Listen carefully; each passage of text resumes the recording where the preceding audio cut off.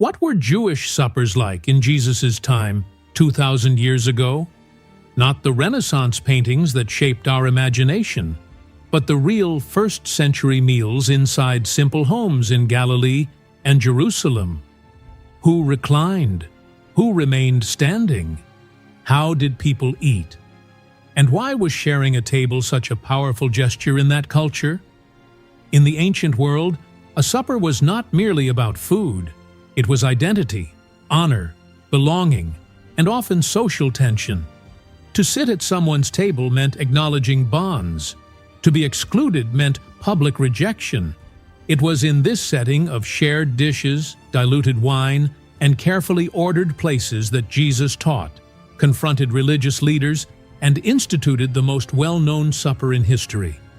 In this video, we will reconstruct how these gatherings functioned and understand why the table became one of the most significant settings in the Gospels. Entering a Jewish supper in Jesus' time did not mean finding a high table surrounded by neatly aligned chairs. The scene was different, lower, closer to the ground. First-century houses had a main multifunctional room, sometimes on the ground floor, sometimes on the rooftop. In larger cities, influenced by the Greco-Roman world, it was possible to find the triclinium, an arrangement of 3 low couches positioned in a U-shape around a central table. There the body spoke before words. The table stood almost at ground level. Guests did not sit as we do today. They reclined on their left side, supporting their body weight on the elbow, while the right hand remained free to take food. Their legs were extended backward, away from the table.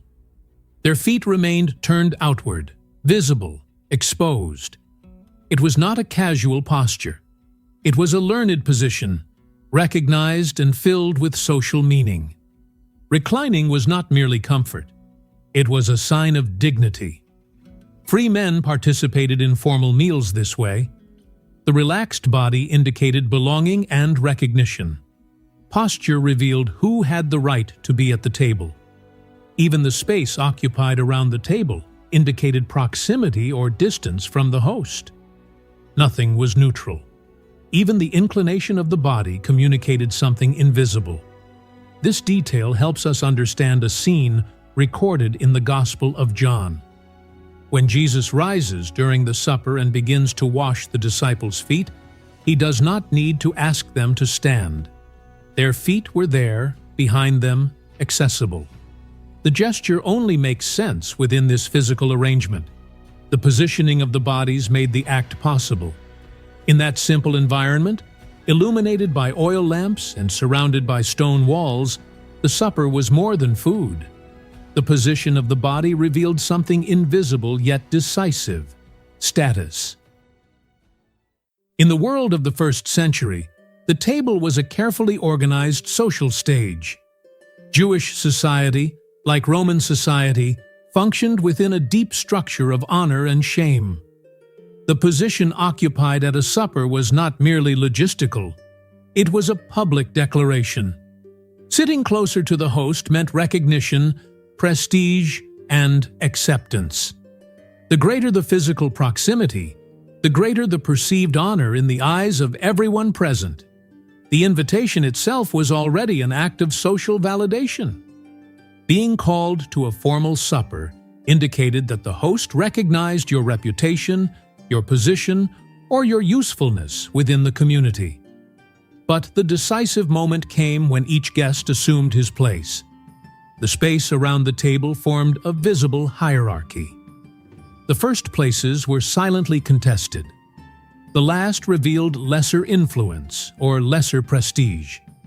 This organization transformed the meal into a microcosm of society itself. Reflected, there were the same divisions that structured the streets, the synagogues, and the marketplaces. The table did not erase differences. It made them visible. Every gesture, every movement closer or farther away, communicated position. Even the way someone leaned toward the host could signal intimacy or distance. It is in this setting that the words of Jesus recorded in Luke 14 gain historical weight. Observing guests choosing the places of honor, he teaches that the invited guest should prefer the lowest place, allowing the host to call him nearer. It was not merely an abstract spiritual lesson. It was a direct intervention in a concrete social dynamic familiar to everyone at the table. Jesus exposes the human desire for recognition and confronts the pursuit of status within the very space that symbolized honor. In that culture, no one occupied a place by accident. The arrangement of bodies reflected expectations, alliances, and reputations built over time. The table was a stage of silent tension, and if the place occupied was important, the guest who received that place revealed something even deeper about belonging and social identity. If position at the table revealed honor, the simple fact of being at the table revealed something even deeper: moral acceptance. In the first century, meals were profoundly shaped by ritual purity laws. Eating was not merely consuming food, it was sharing identity. For this reason, many religious groups were extremely careful about whom they allowed to recline beside them. Among the Pharisees, separation was strict. Concern for purity was not limited to the temple. It extended into the domestic table. Eating with someone considered impure could compromise reputation and spiritual prestige. Gentiles, tax collectors, and public sinners carried visible social stigma. It was not merely cultural difference. It was moral judgment expressed in concrete exclusion.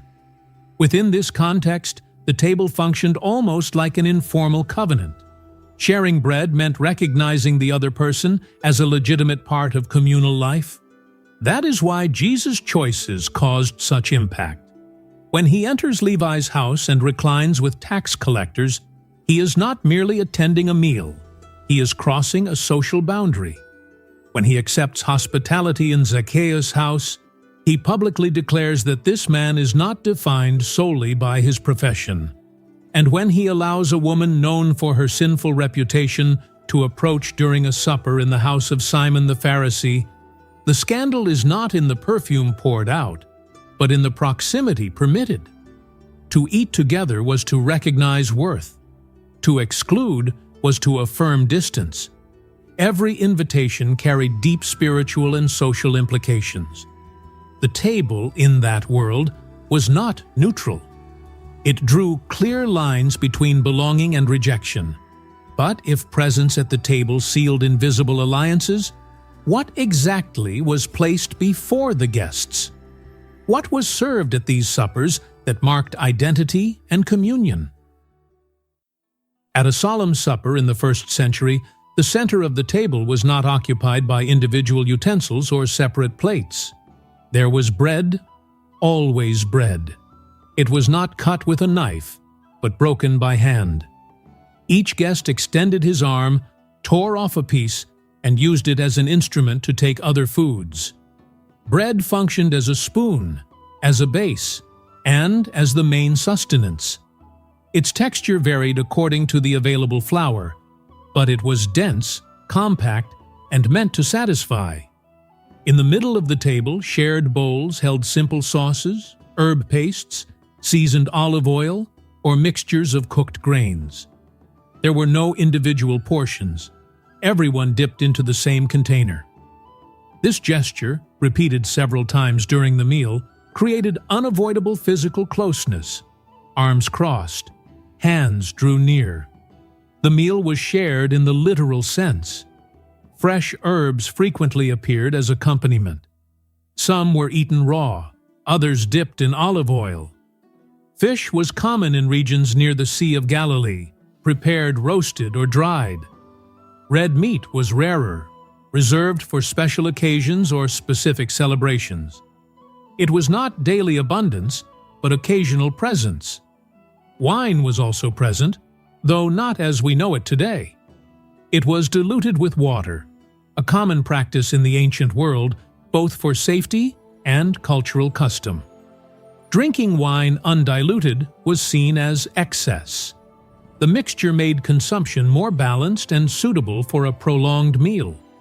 Within this setting, the Gospel of Matthew 26:23 says, "He who dips his hand with me in the dish will betray me." It was not a distant metaphor. It was a real, intimate gesture loaded with meaning. Sharing the same dish signified trust and covenant. But none of these ordinary suppers carried the historical and spiritual weight of one specific celebration. Because among all the suppers on the Jewish calendar, one stood above the rest: the Passover. Among all the meals on the Jewish calendar, none carried the historical and spiritual weight of Passover. Once a year, Jerusalem was transformed. Pilgrims arrived from various regions of Judea, Galilee, and even from more distant territories. The streets filled with voices, animals for sacrifice, and entire families searching for lodging. The city became crowded.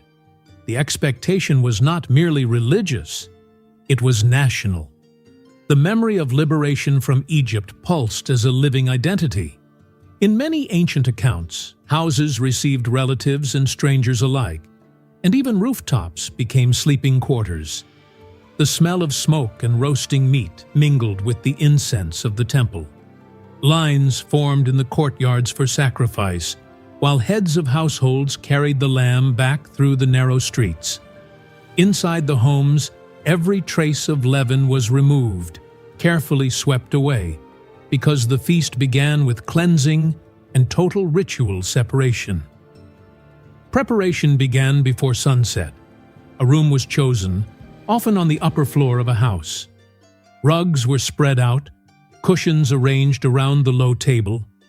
Reclining on that night carried specific meaning. It was a sign of freedom.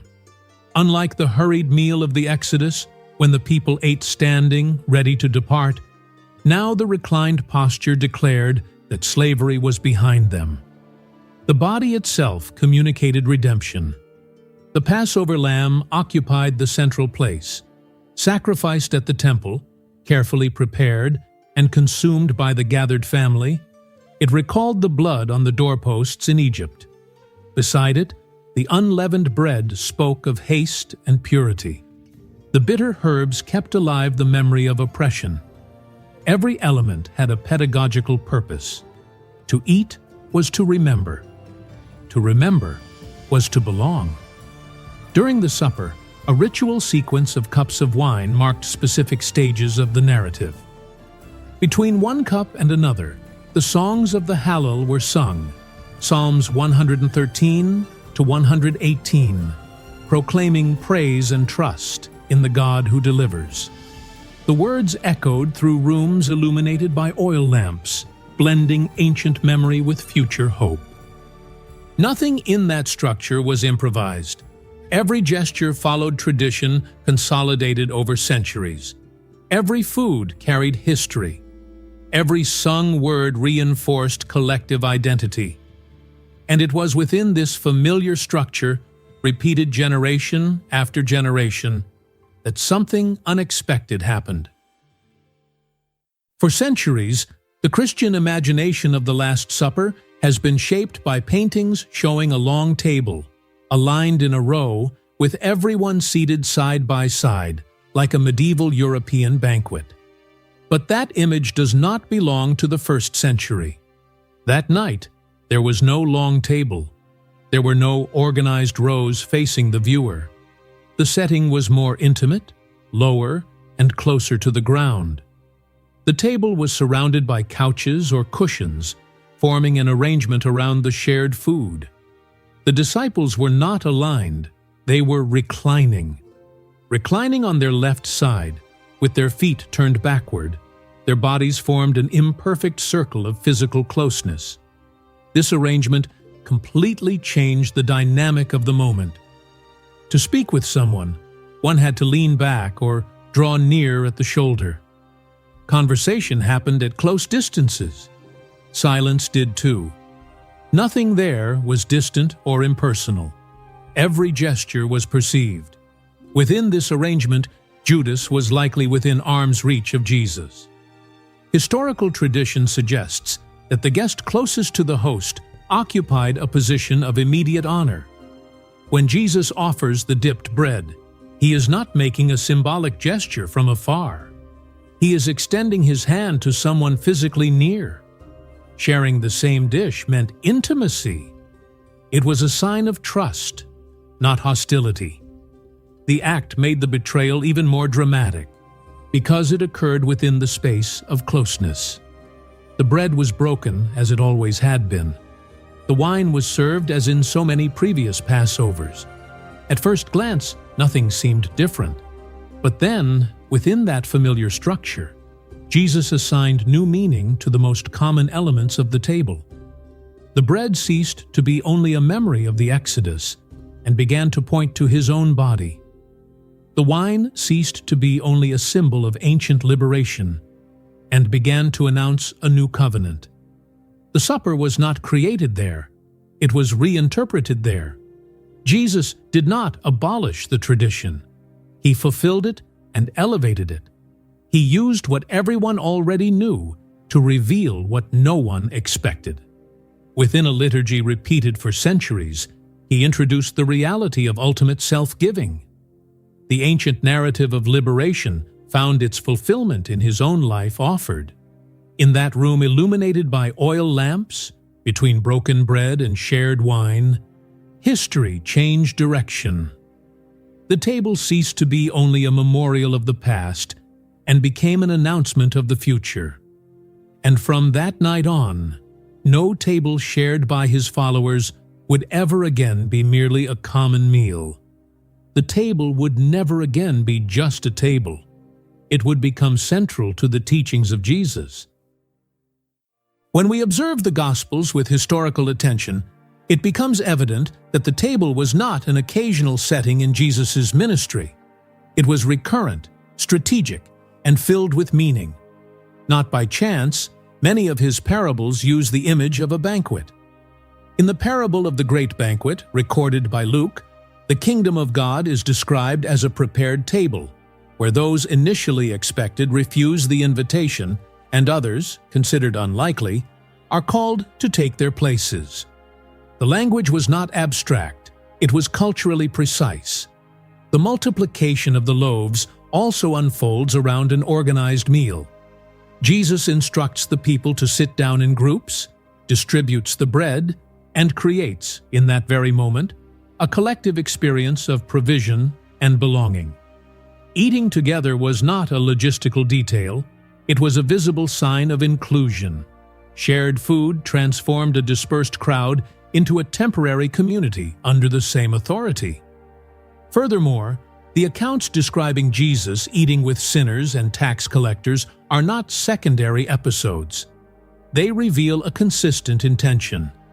To sit at table with someone meant recognizing that person as a legitimate participant in shared life. The table in that world was a moral boundary. By crossing it, Jesus proclaimed that the kingdom of God was not limited to established social categories. For this reason, the kingdom itself is often described as a feast, as a future supper, as a full gathering. The table symbolized definitive belonging. It was not merely food, it was public acceptance and restored fellowship. When we understand this context, we realize that every meal narrated in the Gospels carries real theological weight. The table was not a neutral setting. It was a visible declaration of who was inside and who remained outside. And it was at the table that Christ revealed that true belonging is not built on status, but on grace.